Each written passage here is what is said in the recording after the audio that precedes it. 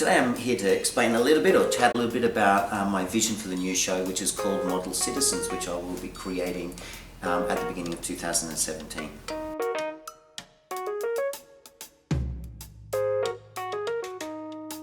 Model Citizens is really inspired by two things. Firstly, I found a window display that really had the life of a person all packed up like the old model aeroplanes that you could stick out. So I was kind of interested in the subversion of a model kit and how that kind of relates to Australia as a country and us as a society in Australia.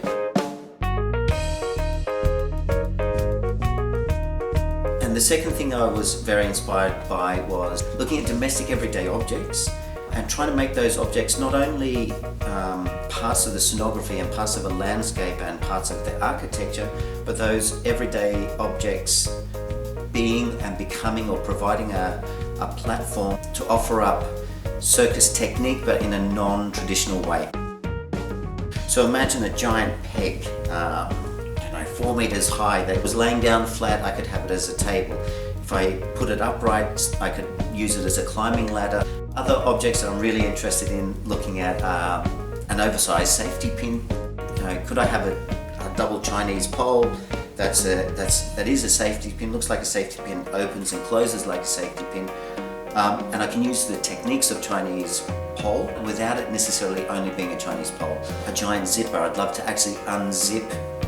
Could I begin with the whole front of the theatre closed off with a front cloth? Do I have a comic character having audience interaction from the beginning to actually unzip the show? Or is that zip on the floor and I'm actually unzipping kind of what's beneath the surface of modern Australia? So it was kind of like how can I look at circus convention and kind of flip it on its head without necessarily needing the traditional apparatus. I'm very, very interested in not only a visual journey, also a theatrical journey. Circus can and does offer us emotional risk as well as physical risk. I'm really interested in finding that dramatic journey in this new show. My background is quite eclectic. I started as a dancer and performer, worked in physical theatre. Obviously, I was lucky enough to perform with companies like DPA Physical Theatre and Complicité in the UK. But artistically, I branched off and I did musicals. So I feel like I've got a whole lot of aesthetics and a lot of worlds and creative processes that are kind of bubbling away. I do a lot of writing. I do a lot of collecting of information and pictures and photos.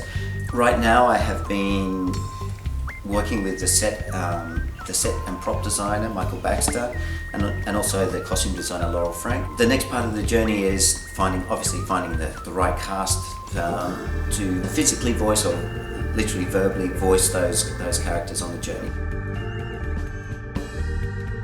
It's a really exciting time to be at the helm of Circus Oz, and I'm really looking forward to taking the company in leaps and bounds in new directions.